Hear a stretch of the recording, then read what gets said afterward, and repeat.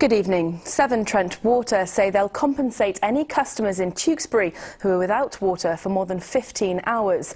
Bottled water had to be handed out after a pipe burst on Friday morning, affecting more than 10,000 homes and businesses. The payment of £30 will be deducted automatically from customers' bills. Sir Vince Cable has used a visit to the West Country to call for communities to come together over the festive period. The leader of the Liberal Democrats was on a visit to the Swindon Hindu Temple and Cultural Centre, a warning that Ellie Louise Ringe's report contains flash photography.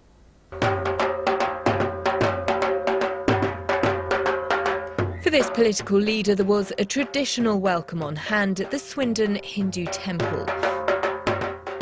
As he addressed the crowd, Sir Vince Cable spoke of shared values and the importance of communities coming together. His visit part of a day of celebrations here, which attracted crowds from all backgrounds. All religions should do this. I mean, religion sometimes can be divisive, but it can also, at its best, be unifying. I'd like to think the Christian church reaches out to people, particularly over Christmas. A Hindu community is certainly trying to do that. They were bringing in people from throughout the town, and it's a really positive piece of engagement.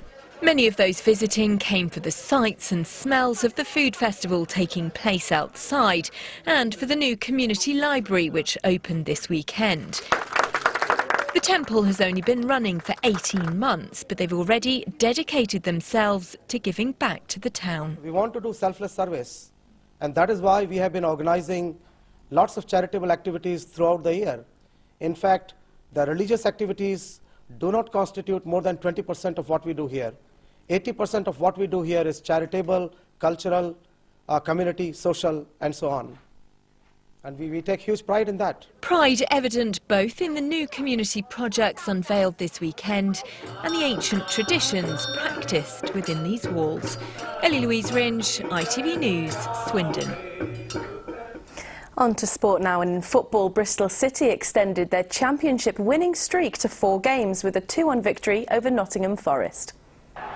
An unmarked Marlon Pack opened the scoring with a 25-yard strike, securing his first goal of the season. Not long after, a corner led to Joe Bryan making it 2 for the Robins. Very different fortunes for Bristol Rovers, who went down heavily at Gillingham. The pick of the lot was Mark Burns' second. He met a corner with an unstoppable volley and put the visitors 4 goals down inside an hour. In League Two, things were looking up for Cheltenham when Mohamed Issa equalised before the break. But a string of skillful touches by Mark McNulty won the game for Coventry in the 75th minute. Forest Green slipped behind in first half stoppage time when Alan Sheehan's strike made Luton the first side in the EFL to reach 50 goals this season. A chance for Rovers perhaps after this high challenge reduced Town to 10 men. But Brad Collins gifted Danny Hilton the simplest of tap-ins.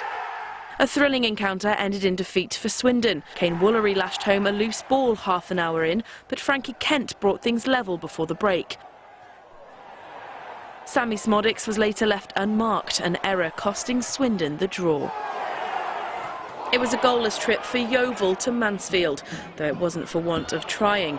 The Glovers are now just 1 point away from relegation places after their 6th draw of the season.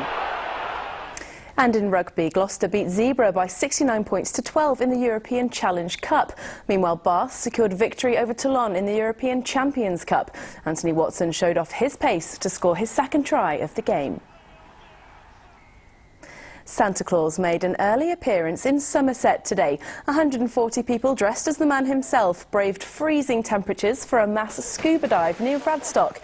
It's the 10th year the event has taken place, with all the money raised going to charity. I think divers really like to put something back into the diving. We do rely on the RNLI and the air ambulance for emergency situations and rescue, and I think it's just an excellent end to the diving year. Well, it looked cold there, but let's have a look at the weather with James.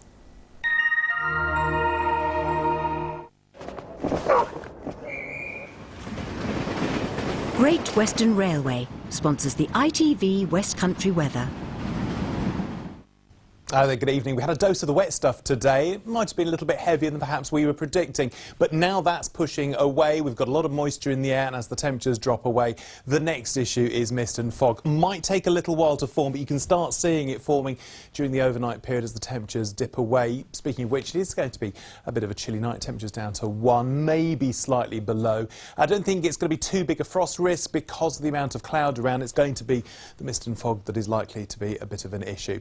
And actually, after the early hours of the morning, it's going to get a little bit thicker before it eventually starts to lift. And whilst it's not exactly going to be wall-to-wall sunshine, there's a chance that it's actually going to be quite bright. And even if you do see the sun, it is still going to be a little bit on the hazy side. That said, not much of a breeze around, and that's probably why it could be a bit of a slow start to lift that mist and fog. But temperatures, well, a little bit less chilly than it has been, 6 to 8 Celsius. And we are starting to see some milder air moving in from the south and the west. We do have this very, very weak warm front. It probably won't get to us, but it's certainly throwing a lot of clouds our way on Tuesday, then a bit more rain on Wednesday, but at least things are starting to get a bit milder. Great Western Railway sponsors the ITV West Country weather. Thanks, James. Well, that's all from us tonight. We'll be back tomorrow morning during Good Morning Britain. From all of us, have a lovely evening. Bye-bye.